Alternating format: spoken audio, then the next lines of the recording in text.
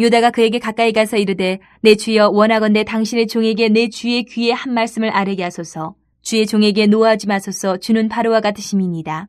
이전에 내 주께서 종들에게 물으시되 너희는 아버지가 있느냐 아우가 있느냐 하시기에 우리가 내 주께 아뢰되 우리에게 아버지가 있으니 노인이요 또 그가 노년에 얻은 아들 청년이 있으니 그의 형은 죽고 그의 어머니가 남긴 것은 그뿐이므로 그의 아버지가 그를 사랑하나이다 하였더니 주께서 또 종들에게 이르시되 그를 내게로 데리고 내려와서 내가 그를 보게 하라 하시기로 우리가 내 주께 말씀드리기를 그 아이는 그의 아버지를 떠나지 못할지니 떠나면 그의 아버지가 죽겠나이다.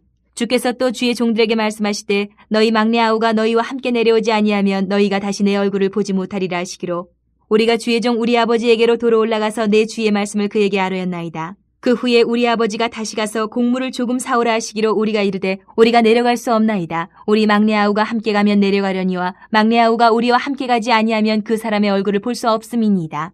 주의 종 우리 아버지가 우리에게 이르되 너희도 알거니와 내 아내가 내게 두 아들을 낳았으나 하나는 내게서 나갔으므로 내가 말하기를 틀림없이 찢겨 죽었다 하고 내가 지금까지 그를 보지 못하거늘 너희가 이 아이도 내게서 데려가려 하니 만일 재해가 그 몸에 미치면 나의 흰머리를 슬퍼하며 수월로 내려가게 하리라 하니 아버지의 생명과 아이의 생명이 서로 하나로 묶여 있거늘 이제 내가 주의 종 우리 아버지에게 돌아갈 때에 아이가 우리와 함께 가지 아니하면 아버지가 아이의 없음을 보고 죽으리니 이같이 되면 종들이 주의 종 우리 아버지가 흰머리로 슬퍼하며 수월로 내려가게 함이니이다. 주의 종이 내 아버지에게 아이를 담보하기를 내가 이를 아버지께로 데리고 돌아오지 아니하면 영영이 아버지께 죄짐을 지리이다 하였사오니 이제 주의 종으로 그 아이를 대신하여 머물러 있어 내 주의 종이 되게 하시고 그 아이는 그의 형제들과 함께 올려보내소서. 그 아이가 나와 함께 가지 아니하면 내가 어찌 내 아버지에게로 올라갈 수 있으리까? 두렵건대 재해가 내 아버지에게 미침을 보리이다. 이 말씀은 베냐민 막내 동생인 베냐민이 애굽에서 이제 종이 될 위기가 닥쳤습니다. 요셉의 은잔이 베냐민의 짐에서 발견이 됐어요. 이 위기 앞에서 유다가 나섭니다. 그래서 이 총리인 요셉에게 간절히 호소하는 장면이 오늘 우리가 읽은 장면이에요. 유다는 아버지 야곱의 아픔 그리고 베냐민의 생명을 자기 목숨보다 앞세우는 장면이 나와요. 그래서 33절을 이렇게 읽어보면 그 아이를 대신해서 내가 종이 되겠습니다. 이렇게 말하는 장면까지 나옵니다. 오늘 이 장면이 핵심인데 유다가 형제를 대신해서 종이 되겠다라는 희생을 보여주는 장면이에요. 대신하는 사랑. 그래서 이 대신하는 사랑이 회복을 여는 길이 된다라는 것을 우리가 오늘 말씀에서 은혜 받는 말씀으로 이렇게 받기를 바랍니다. 먼저 첫 번째는 책임지는 믿음이 회복이 시작입니다. 책임지는 믿음. 18절에서 유다는 총리 요셉에게 가까이 나갔다 이렇게 돼 있어요. 요셉은 애굽의 총리였고 그 말 한마디가 이 형제들 11형제의 그냥 목숨줄인 거예요. 요셉의 말 한마디가. 운명이 달려 있어요. 그런데 유다는 물러서지 않습니다. 그럼에도 불구하고. 왜냐하면 아버지 야곱에게 베냐민을 반드시 다시 데리고 오겠다 약속을 했기 때문에 물러설 수가 없는 거예요. 예전의 유다를 보면 이 오늘 44장 이전에 요셉을 팔아버리던 당시의 유다를 보면 요셉을 팔아넘기고도 멀쩡하게 와서 거짓말을 하고 아버지의 슬픔을 그냥 아예 외면했던 사람이 유다였어요. 그런데 지금은 완전히 달라졌습니다. 완전히. 위기 앞에서 변명도 하지 않습니다. 동생 베냐민에게 닥친 일을 자기 책임으로 받아들여요. 담대하게 그래서 총리 앞에 나갑니다. 이 기질은요, 타고난 기질이 아니에요. 베냐민은 지켜야 되겠다라는 이 책임감에서 나온 담대함인 거예요. 베냐민은 지켜야 되겠다. 이처럼 우리 믿음도 같아요. 책임져야 할 자리에서 그 사람의 믿음이 나타납니다. 무슨 말이냐면 가정에서 교회에서 또 여러 가지 맡겨진 그 사명 앞에서 피하고 싶은 순간이 있어요. 이때는 내가 아니었으면 좋겠다. 너무 힘들다. 나서기 싫다. 이럴 때가 있어요. 그런데 하나님은 바로 그런 자리에서 우리를 성숙하게 만드세요. 오늘 우리는 스스로에게 기도하시면서 한번 물어보셔야 돼요. 주님, 제가 혹시 회피하고 있는 책임이 있습니까? 제가 끝까지 지켜야 할 사람은 누굽니까? 하나님 앞에서 물어봐야 돼요. 회복은요, 누군가가 책임지기 시작할 때 회복이 시작이 됩니다. 뭐 그것이 가정의 문제든 교회의 문제든 어떤 다른 직장에서의 공동체의 문제든 책임지기 시작할 때 회복이 시작이 돼요. 다 책임지기 싫어서 한 발 뒤로 슬슬슬 물러나면 회복은 없습니다.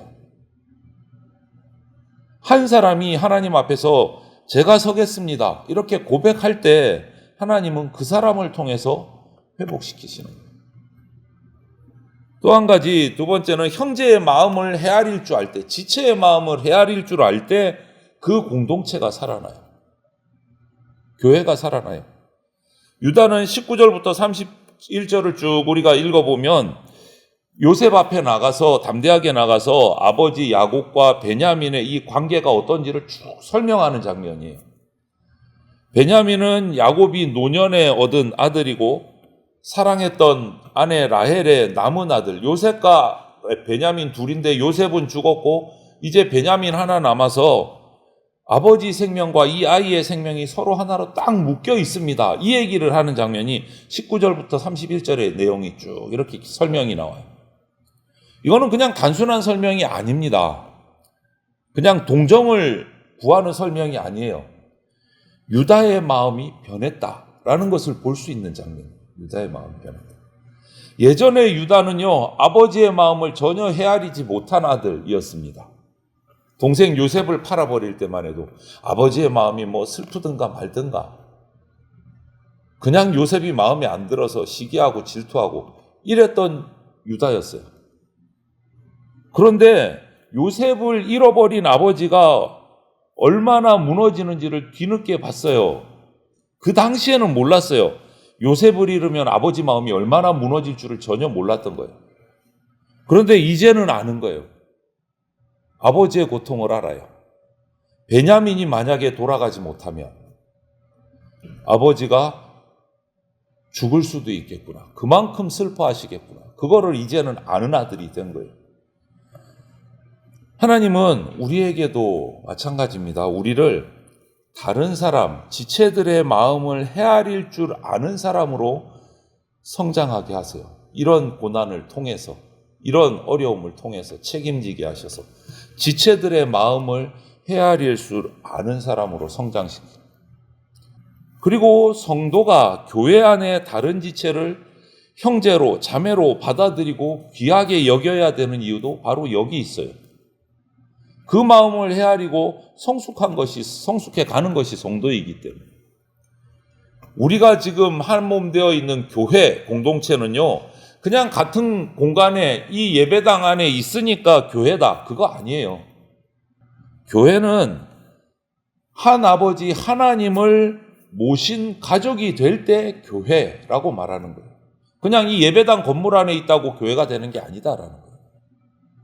아버지 하나님을 같이 모시는 가족이 될 때 교회인 거예요. 그러므로 성도는요, 다른 지체의 아픔을 그냥 남일로 여길 수가 없는 거예요. 한 가족이니까 아버지 하나님 아래에서 누군가 믿음이 흔들리면, 누군가 말 못할 짐을 지고 괴로워하면 같은 성도로서 무심히 지나칠 수가 없는 거예요.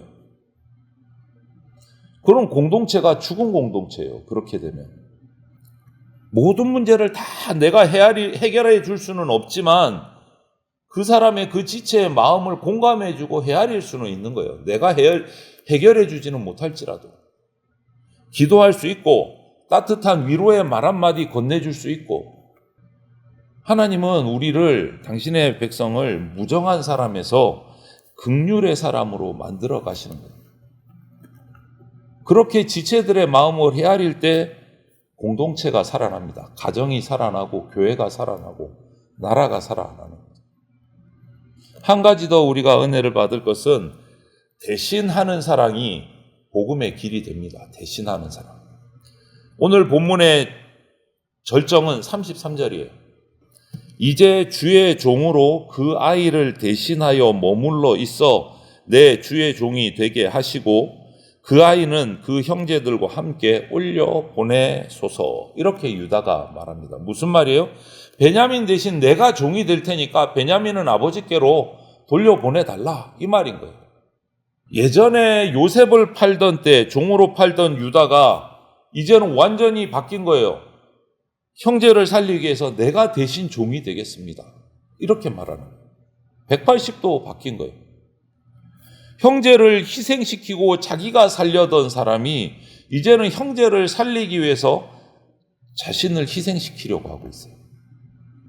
여기서 우리는 예수님의 대속을 한 번 더 발견할 수 있는 거예요. 유다가 베냐민 대신 종이 되려 했듯이 예수님은 우리 죄를 대신 짊어지시고 고난의 종이 되셨어요. 또 유다의 행동을 자신을 내어주는 사랑으로 우리가 설명할 수 있다면 공동체의 회복은 말뿐이 아닌 사랑, 말만 있는 사랑이 아니고 시간과 물질과 내 에너지를 드릴 수 있는 구체적인 헌신을 통해서 희생을 통해서 이루어진다라는 것을 우리가 깨닫게 되는 거예요. 말로만 하는 사랑 갖고는 안 된다. 이처럼 복음은요, 대신하는 사랑입니다.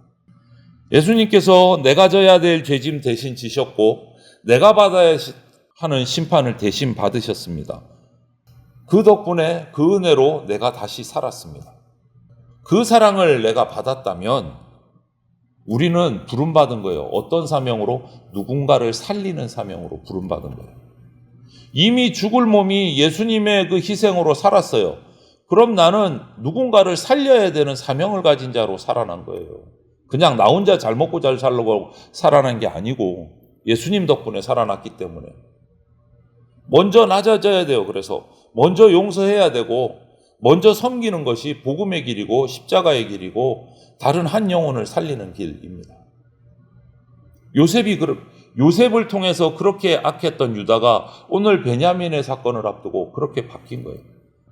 우리도 예수님의 십자가 사건을 두고 그렇게 바뀌어야 돼요. 하나님이 사랑하시는 성도 여러분, 오늘 우리가 함께 나눈 이 창세기 44장에 나타나는 유다는요, 더 이상 옛날의 유다가 아닌 겁니다. 이제는 바뀌었어요. 책임지는 사람으로. 핑계대고 숨기고 거짓을 행했던 유다가 아니고 책임지는 사랑으로 그렇게 바뀐 유다예요. 형제, 아버지의 마음을 헤아리고 공감하는 사람이 됐어요. 그리고 마침내 동생 베냐민을 대신해서 자기를 희생하는, 내어주는, 대신 사랑하는 그런 사람이 됐어요. 하나님께서는요, 이런 방법으로 깨어지고 무너진 공동체를 회복시키십니다. 책임지는 한 사람을 통해서, 지체를 귀하게 여기는 한 사람을 통해서, 자신을 대신 내어주는 그 한 사람을 통해서 회복시키시는 거예요. 오늘 우리도 동일하게 주님 앞에 이런 모습으로 나가기를 바랍니다. 저와 여러분이 이렇게 대신하는 사랑을 품고 나아갈 때 우리 가정이 살아납니다. 우리 교회가 살아나고요. 깨어졌던 관계가 이제 회복이 됩니다. 오늘 바라기는 주님께서 우리 가운데 대신하는 사랑, 십자가 사랑을 이루어 주시기를 간절히 축원을 드립니다. 아멘.